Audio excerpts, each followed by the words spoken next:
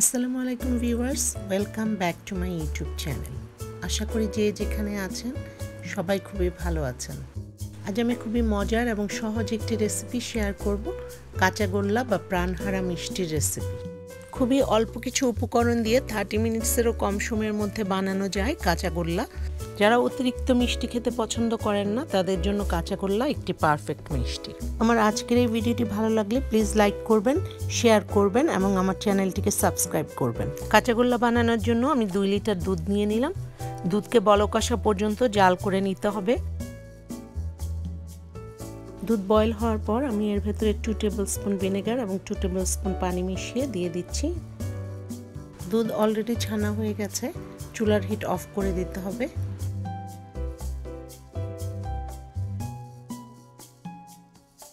এই ছানা একটি পাতলা কাপড় দিয়ে ছেঁকে নিতে হবে এবং পানি দিয়ে একটু ধুয়ে নিতে হবে যাতে এর ভেতরে ভিনেগারের সাওয়ারনেসটা না থাকে। তারপর এই ছানাকে ভালো করে চিপে এর ভেতর থেকে সব পানি বের করে নিতে হবে, বাট এটাকে ঝুলিয়ে রাখার কোনো প্রয়োজন নেই।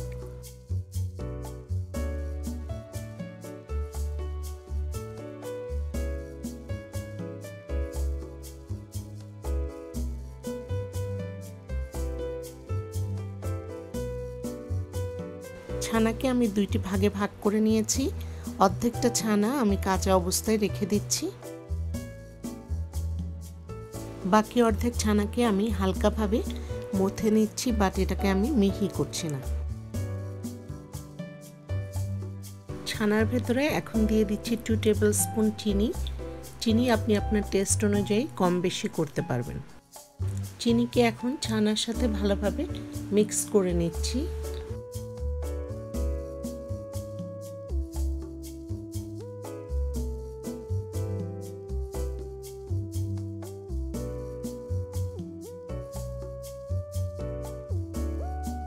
এই চিনি মাখানো ছানাকে এখন একটি প্যানের ভেতরে দিয়ে দিচ্ছি। এর ভেতরে দিয়ে দিচ্ছি 4 টেবিলস্পুন কনডেন্সড মিল্ক এবং কন্টিনিউয়াসলি এটাকে এখন নাড়াতে হবে এবং লো হিটে রান্না করতে হবে যতক্ষণ না এটা সব পানি শুকিয়ে যায়।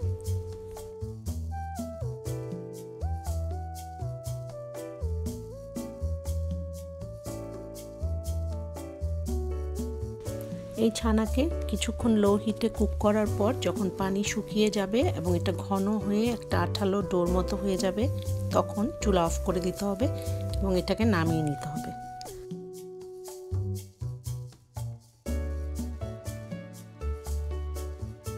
লো হিটে 5-6 মিনিটস কুক করার পর ছানা একটা ডোর মতো ফর্ম করেছে। চুলা অফ করে এখন এই ছানাকে নামিয়ে নিচ্ছি।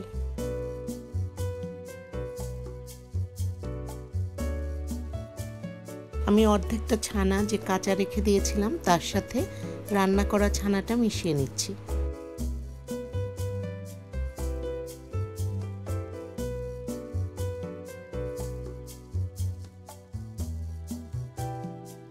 ছানাকে কুসুম গরম অবস্থায় মিক্স করে নিতে হবে, না হলে এটার বাইন্ডিং ঠিকভাবে হবে না। ছানাকে আমি হালকাভাবে মথে নিচ্ছি, বাট ছানাকে আমি ব্রেক করছি না।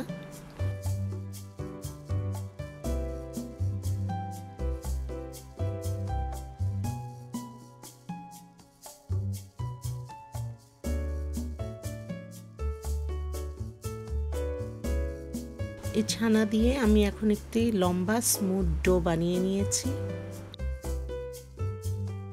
এই ছানাকে এখন আমি কেটে নিচ্ছি যাতে সবগুলো মিষ্টি এক সমান হয়। এখন প্রত্যেকটি পোর্শন দিয়ে একটি বলের মতো বানিয়ে নিচ্ছি।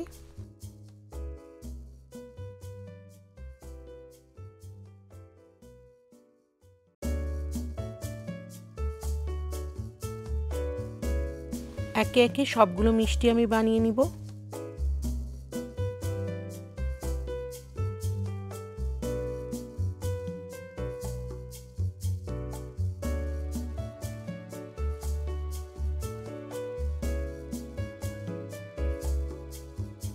সব মিষ্টিকে আমি এখন গুঁড়া দুধের ভেতরে গড়িয়ে নিব। আপনি মাওয়ার ভেতরেও গড়িয়ে নিতে পারেন।